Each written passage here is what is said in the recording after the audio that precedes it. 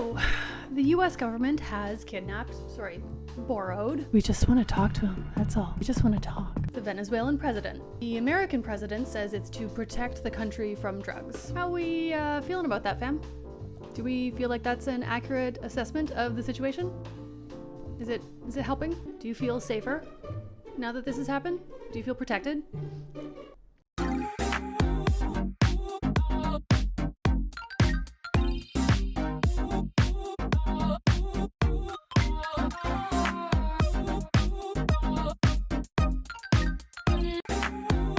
Alright, let's get into it. I am Dr. Hilary Agro, an anthropologist who studies humans and drug use. The war on drugs is my area of expertise. I wrote a whole PhD dissertation about the war on drugs and organized resistance to it. You can read it by joining my Patreon, or you can watch the 1.5-hour video I made about it for free. Subscribe to my channel to slurp up all the brain juice I spend my days leaking out onto the internet in service of public education. Okay, so academics and activists have been saying for decades that the war on drugs is not about what the government says it's about. I know, it's a shocker, but sometimes the government, they lie. I know, it's really heartbreaking. Moan of silence for the trust in our institutions that if anybody still had after the last few years. I mean, what's your secret? How do you put your head in the sand? Anyways, the government says that the war on drugs is about keeping you safe.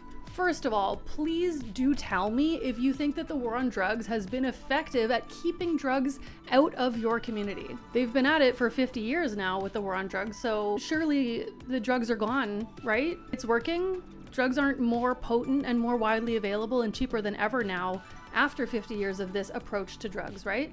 That couldn't be. They tell us that it's supposed to keep us safe. Please, bro, just $1 more billion for the war on drugs. Come on, bro, that's all I need. If we just militarize the police a little more, I swear we'll get rid of all the drugs. Please, just one more military coup in Latin America. Please, bro, come on, bro. I need to bomb these boats. I swear we're so close. Just a couple billion more dollars and we're gonna get it done, I swear. Systems theorist Stafford Beer coined the term, the purpose of a system is what it does.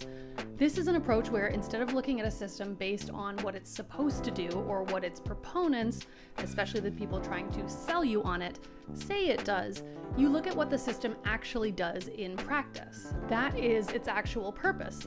So, for example, they tell us that AI is supposed to revolutionize our productivity, give us more free time, allow us to create things. But never once in the history of capitalism have we been allowed to actually use the free time that technology creates for us to improve our lives. Any extra free time that we get just gets sucked back up into the system with their demands to use our time to labor for them. With all of the technological inventions that have happened since the Industrial Revolution, why are we working more than ever today? Why are we all exhausted? And why are we still believing the lies that are sold to us by tech bros about how with this technology, we're finally going to be able to really rest? In practice, what the system of AI is actually doing is creating a massive surveillance dragnet to ensure that we are all compliant to the colonial regime that is destroying our environment and alienating us from one another. That's why they're building all those data centers. It's not for our benefit. It's because they're scared of us. They're scared of how many people are waking up to this situation and working together to change it. And they are gonna fight back, and it's gonna be ugly, but we're still gonna win. Anyways, I digress. So, using Stafford Beer's approach of the purpose of a system is what it does, what the war on drugs does, because everybody and their mother uses drugs, it gives the government a blanket excuse to target particular groups of people with oppression. In the settler colonial countries of North America, that's usually Black people, Indigenous people, and poor people. Watch the documentary 13th to understand how chattel slavery was just quietly turned into the prison industrial complex. Slavery wasn't actually abolished, it was just transformed. Canada and other colonial countries were not off the hook either. We also have our own sordid, usually racist, and definitely classist history that the war on drugs has been used to suppress and oppress since these colonial countries were founded, aka invaded. Again, see my dissertation video if you want to learn more about that. So when we say that the war on drugs has always been a pretext for political suppression, and then a foreign president is kidnapped in the name of stopping drugs, this is exactly the kind of thing that we mean. My colleague Don Paley actually wrote a whole book about this. I'm gonna go get it. Okay, here it is. It's called Drug War Capitalism. In it, Paley explains that the US government colludes with corporations and uses the war on drugs to facilitate land grabs in Latin America.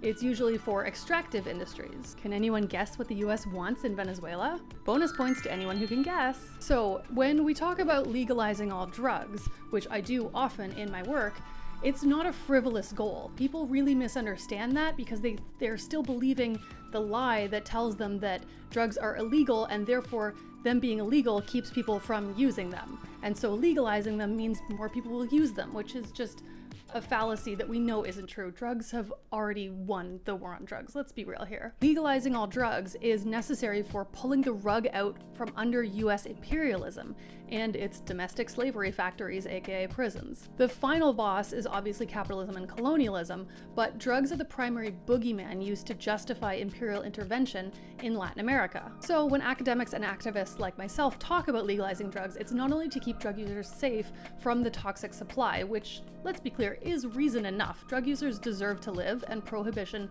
is killing them by creating a toxic, unregulated supply where they don't have access to safe drugs the way that caffeine users and alcohol users do.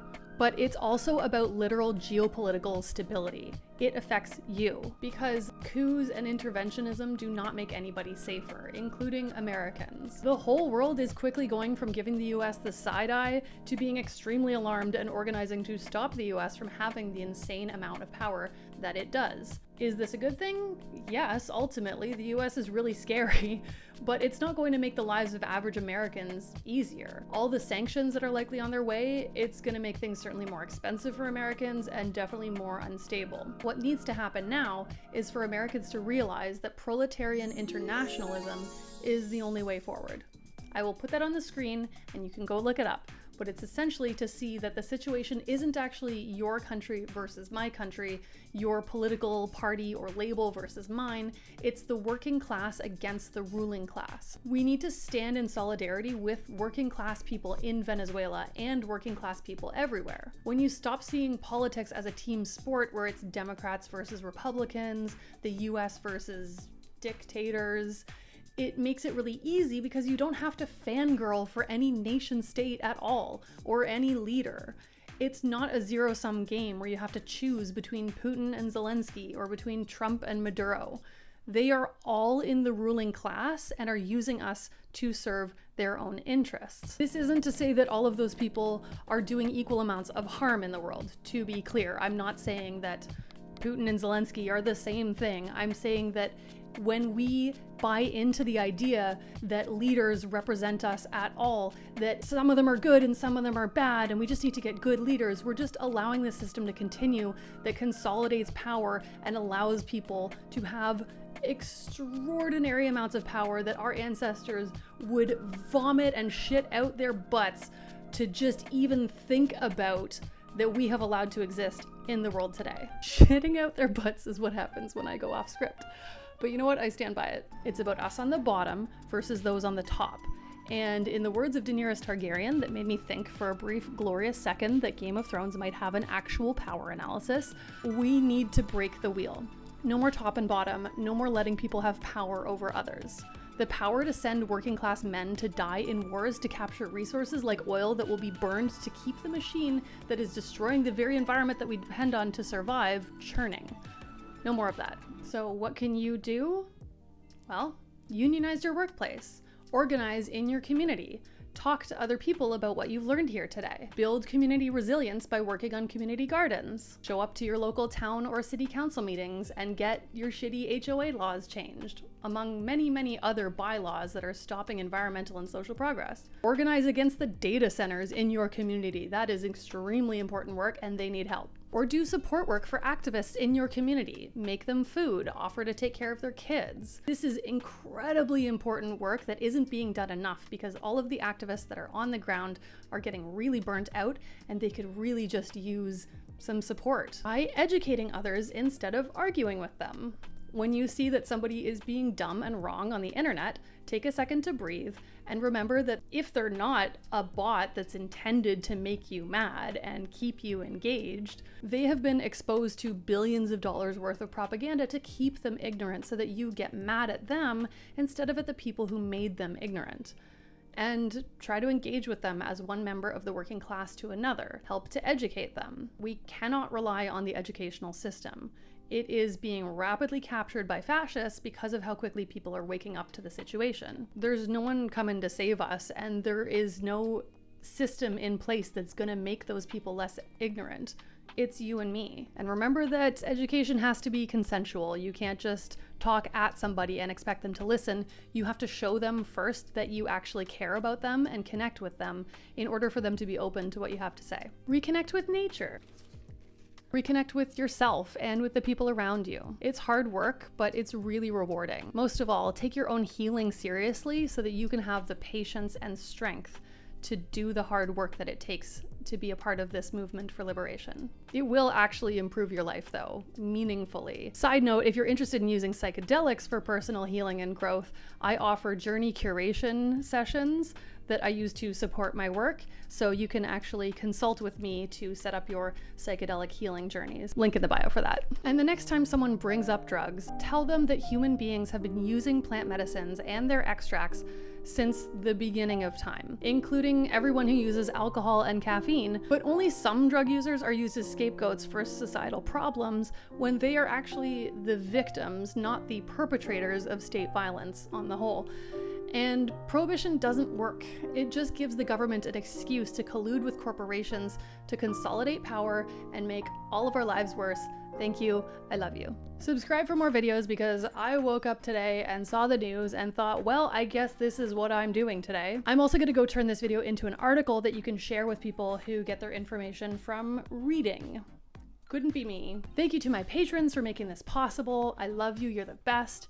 If you're not a patron, but you want access to more of my writing and exclusive patrons-only videos, click the thing in the thing. You know where the links are. I want to leave everybody with a challenge, the way that I do in every video. Challenge time! Today's challenge is to go read up about proletarian internationalism and share what you learned with a friend or coworker. I would love it if you'd also come and tell me how that went.